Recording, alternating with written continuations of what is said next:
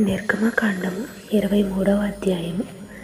లేని వార్తను పుట్టింపకూడదు, అన్యాయపు సాక్ష్యములు పలుకుటకై దుష్టునితో నీవు కలియకూడదు. దుష్కార్యము జరిగించుటకై సమూహమును వెంబడించవద్దు.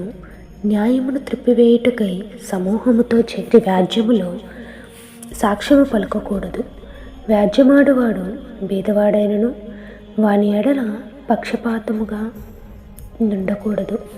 నీ శత్రువుని ఎద్దైనను గాడిదైనను తప్పిపోచుండగా అది నీకు కనబడిన ఎడల అగత్యముగా దాన్ని తోలుకొని వచ్చి వానికి అప్పగింపవలెను. నీవు నీ పగవాని గాడిద బరువు క్రింద పడియుండుట చూచి దాని నుండి తప్పింపక ఇందునని నీవు అనుకొనినను అగత్యముగా వానితో కలిసి దాన్ని విడిపింపవలెను. దరిద్రుని వ్యాజ్యములో న్యాయము విడిచి తీర్పు తీర్చకూడదు. అబద్ధమునకు దూరముగా నుండము. నిరపరాధులైనను నీతిమంతునైనను చంపకూడదు. నేను దుష్టుని నిర్దోషినిగా ఎంచును. లంచము తీసుకొనకూడదు. లంచము దృష్టిగల వానికి గ్రుడ్డితనము కలుగజేసి నీతిమంతుల మాటలకు అపార్థము చేయించును. పరదేశిని బాధింపకూడదు. పరదేశ మనసును ఎట్లుండును మీరు ఎరుగుదురు. మీరు ఐగుప్తు దేశంలో పరదేశంలో ఇంటిరి కదా. 6 సంవత్సరములు నీ భూమిని విత్తి దాని పంట కూర్చుకొనవలెను. 7వ సంవత్సరమున దానిని బీడు విడవవలెను. అప్పుడు నీ ప్రజలలోని బీదలు తినిన తరువాత మిగిలినది అవి మృగములు తినవచ్చును. నీ ద్రాక్ష తోట విషయంలోనూ నీ ఒలీవ తోట విషయంలోనూ అలాగుననే చేయవలెను.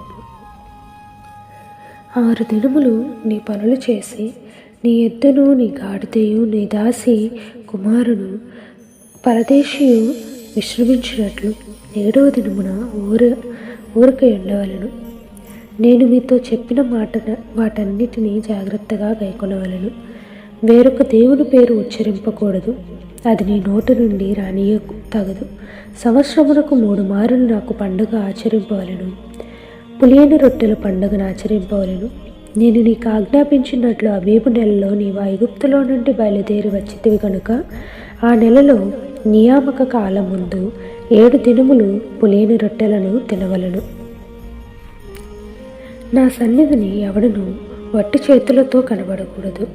నీవు పొలములో విత్తిన నీ వ్యవసాయముల తొలి పంట యొక్క కోత పండుగను, పొలములో నుండి నీ వ్యవసాయ ఫలములను నీవు కూర్చుకొనిన తరువాత సంవత్సరాంతమందు ఫల సంగ్రహపు పండుగను ఆచరింపవలెను. సంవత్సరాంతము నాకు 3 మారులు పురుషులందరూ ప్రభు అయిన యెహోవా సన్నిధిని కనబడవలెను. నా బలుల రక్తమును ఒలిసిన ద్రవ్యముతో అర్పింపకూడదు. నా పండుగలలో నర్పించిన క్రొవ్వు ఉదయం వరకు నిలువ ఉండకూడదు. నీ భూమి ప్రథమ ఫలములో మొదటి వాటిని దేవుడైన యెహోవా మందిరమునకు తేవలెను. మేకపిల్లలు దాని తల్లి పాలతో ఉడకబెట్టకూడదు. ఇదిగో, త్రోవలో నిన్ను కాపాడి నేను సిద్ధపరిచిన చోటుకు నిన్ను రప్పించుటకు ఒక దూతను నీకు ముందుగా పంపుచున్నాను. ఆయన సన్నిధిని జాగ్రత్తగా నుండి ఆయన మాట వినవలెను. ఆయనకు కోపము రేపవద్దు. మీ అతిక్రమములను ఆయన పరిహరింపడు. నా నామము ఆయనకున్నది. అయితే నీవు ఆయన మాటలు జాగ్రత్తగా విని నేను చెప్పినది యావత్తు చేసిన ఎడల నేను నీ శత్రువులకు శత్రువును, నీ విరోధులకు విరోధును ఎందును. ఎట్లనగా నా దూత నీకు ముందుగా వెళ్ళుచు అమోరీయులు, హిత్తీయులు, పెరిజ్జీయులు, కనానీయులు, హివ్వీయులు, యెబూసీయులను వారున్న చోటుకు నిన్ను రప్పించును. నేను వారిని సంహరించెదను. వారి దేవతలకు సాగిలపడకూడదు, వాటిని పూజింపకూడదు. వారి క్రియల వంటి క్రియలు చేయక వారిని తప్పక నిర్మూలము చేసి వారి విగ్రహములను బొత్తిగా పగలగొట్టవలెను. నీ దేవుడైన యెహోవాని సేవింపవలెను. అప్పుడు ఆయన నీ ఆహారమును నీ పానమును దీవించును. నేను నీ మధ్య నుండి రోగము తొలగించెదను. కడుపు దిగబడినదియు గొడ్డుదియు నీ దేశములలో ఉండదు. నీ దినముల లెక్క సంపూర్తి చేసేదను.